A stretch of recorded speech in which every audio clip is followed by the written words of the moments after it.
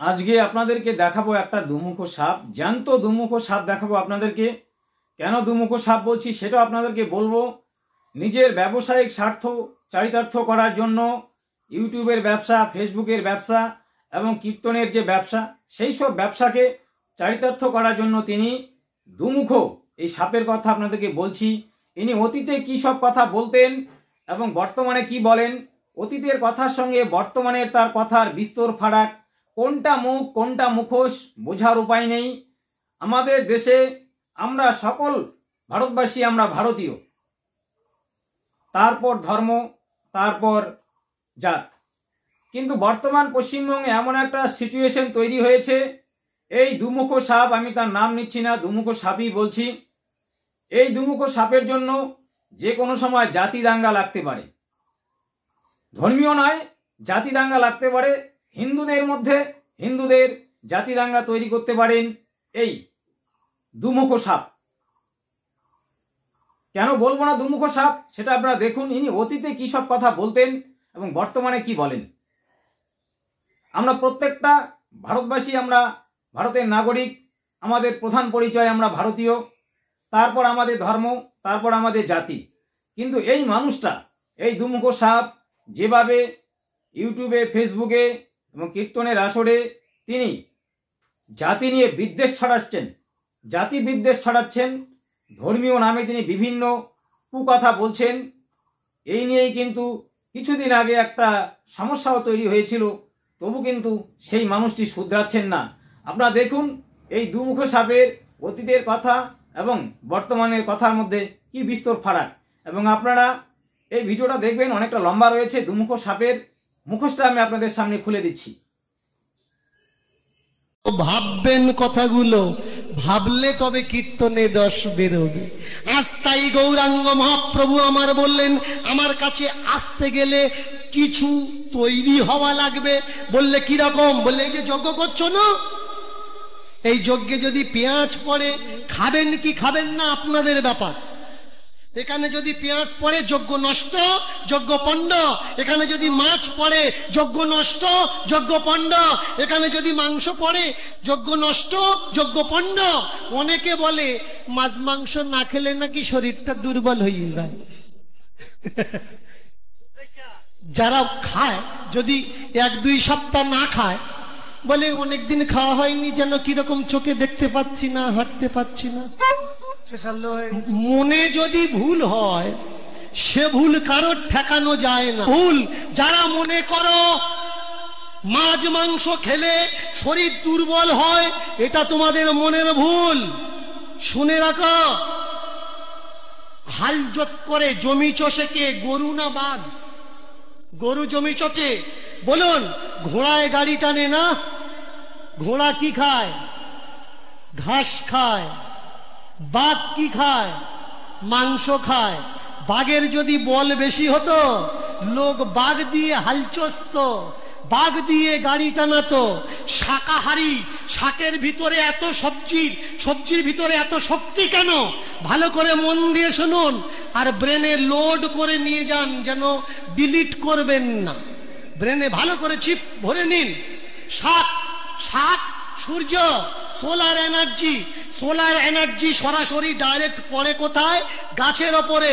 Solar energy গাছকে solar ট্রান্সপ্লেট করে 100%। এই গাছ যে খায় তার ভিতরে সোলার এনার্জি যায় 10%, মাইনাস হয় 90%। তাকে যে খাবে 9% মাইনাস হবে, তার ভিতরে সোলার এনার্জি 1% থাকবে। গাছ খাচ্ছে ছাগল, আমি যদি ছাগল খাই, সোলার এনার্জি আমার ভিতরে 9% আসবে।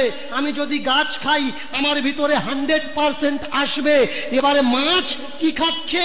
জলের উপরে রোদ্দুর পড়ছে, সেই রোদ্দুরে শৈবাল তৈরি হচ্ছে, তারপরে মাছ খাচ্ছে।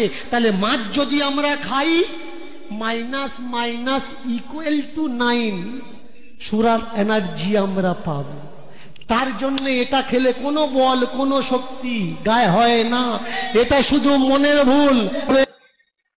নিরামিষ বলে যে তোমরা ছড়াচ্ছ, ঠাকুরের পথে আসতে গেলে নিরামিষ খাওয়া লাগবে, নিরামিষ খাওয়া লাগবে, গোটা বিশ্বে নিরামিষ বলে আমি তো কিছু দেখতেই পাচ্ছি না, যে যার ভিতরে প্রাণ নেই।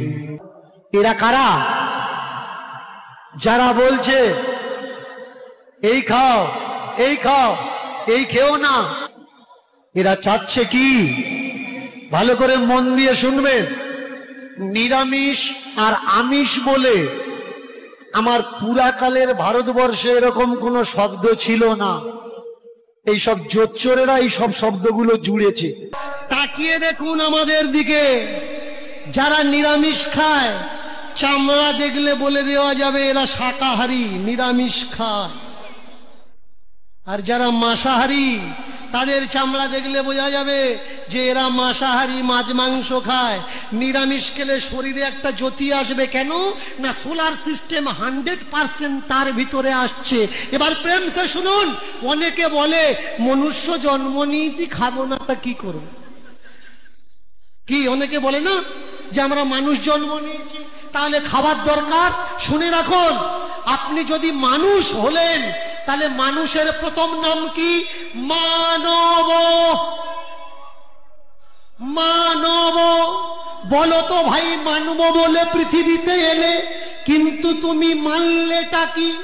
কোনটা খেতে হয় মানলে না, কি কথা বলতে হয় মানলে না, কোথায় যেতে হয় তুমি মানলে না, তুমি বাবা মানলে না, মা মানলে না, ভাই মানলে না, বন্ধু মানলে না, ভগ্নী মানলে না, অথচ খাবার বেলা দাবি করো আমি মানব মানব মানব। একবার বিচার করে দেখো, তুমি যে বলছো মানব, কোনটা তুমি মানো? যারা মাংস খায়, শুনে রাখুন, নিচের দুটো দাঁত আর উপরের দুটো দাঁত বড় হয়। এই যে মুখ ভর্তি দাঁত, সাইডের এই দুটো আর নিচের সাইডের এই দুটো বড় হবে, কারণ মাংস ছিঁড়ে খেতে হয়। তাই এই চারটে দাঁত বড়। যাদের বড় দাঁত নয়, তাকিয়ে দেখবেন বান্দর ঘাস পাতাও খায়, মাছ মাংসও খায়, এর জন্যে চারটে দাঁত বড়। বাঘ শাক খায় না, কিন্তু মাছ মাংস খায়, মাংসাহারী, রক্ত খায়, তাই চারটে দাঁত বড়। এবার তুমি যে বললে ভাই আমি মানুষ, গরুর দিকে তাকিয়ে দেখুন, দাঁতগুলো সমান। এই দাঁতগুলো কি খাওয়ার জন্যে? ঘাস খাওয়ার জন্যে। ছাগলের দিকে তাকিয়ে দেখুন, দাঁতগুলো সমান, কি খাওয়ার জন্যে? ঘাস পাতা খাওয়ার জন্যে। কখনো আয়না দিয়ে নিজের দাঁতগুলো চেক করে দেখবেন, উপরেও সমান, নিচেও সমান। আপনার এই স্টমাক, পাকস্থলীটা তৈরি হয়েছে ঘাস পাতা খাওয়ার জন্যে। এবার ভালো করে মন দিয়ে শুনুন, যে ভগবান শ্রীকৃষ্ণ, যাকে আমরা উপাসনা করছি, তিনি তার পূর্বজদের শ্রাদ্ধে